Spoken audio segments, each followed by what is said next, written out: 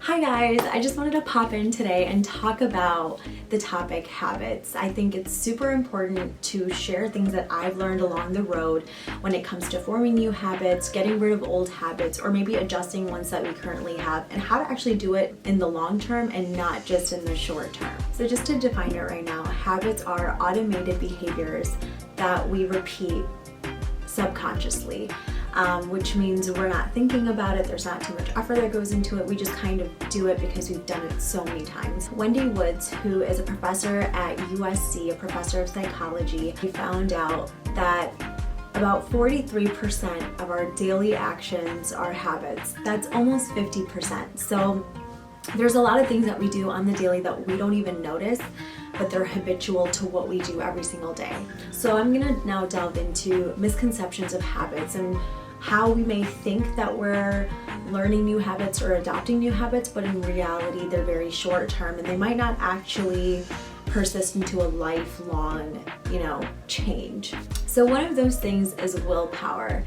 Now, I know a lot of you, including myself, may have thought or may currently think that willpower and discipline is what's needed to start a new habit. Whatever it is that you're trying to adopt, a lot of people think that willpower is the way to go, but it turns out that might not actually be the case. Instead of focusing on willpower and putting so much energy and focus on it, let's change the narrative and actually talk about changing your environment. If you have a goal to go to the gym, one of the things that you could really do is changing your environment and the context and how you look at the gym.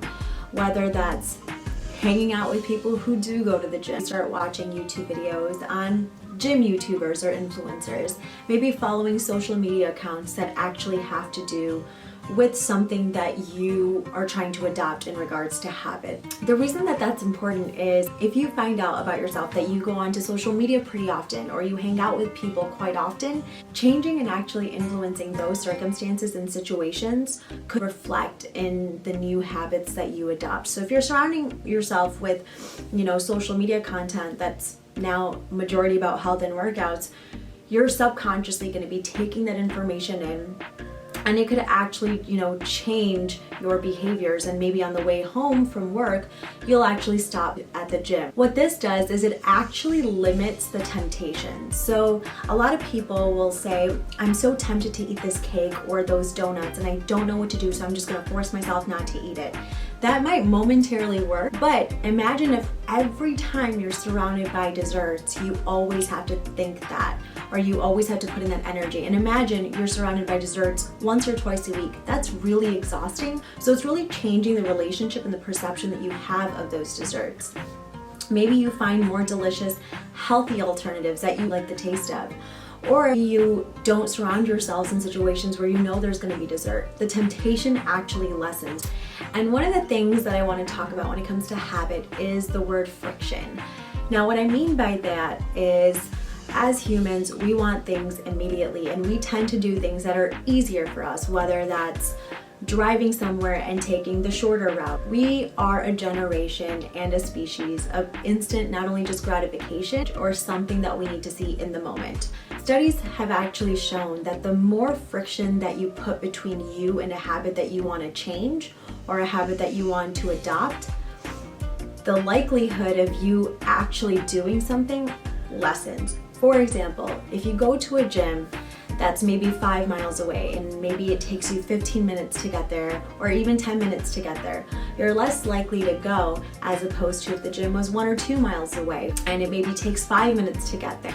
And another thing that I want to talk about in regards to habit is reward. Scientifically speaking, when we have, a cookie, or when we go to the gym, or when we are doing something, that feels good, that feeling actually comes from our brain. Our body secretes this hormone called dopamine, which really makes you feel good, and our body loves that, and we chase after that. Finding ways to get that feel good feeling, even when you're trying to adopt a habit that you're not privy to or you maybe aren't too fond of currently, incorporating something that already makes you feel good with that new habit. For example, if you want to start going to the gym, maybe when you're at the gym, watch a Netflix show, listen to a podcast, talk to a friend, something that you like to do anyway, and just start to incorporate it with the gym. And maybe tell yourself that you won't watch that Netflix show, or you won't talk to, X person or whatever unless you're at the gym. That'll make it more repetitive, and you'll start associating those good feelings with the gym. And then down the road, you won't necessarily need them, and you can maybe separate those rewards because the gym itself will feel rewarding. For me personally, what makes me feel good and the reward that I get is that intrinsic good feeling, that pride.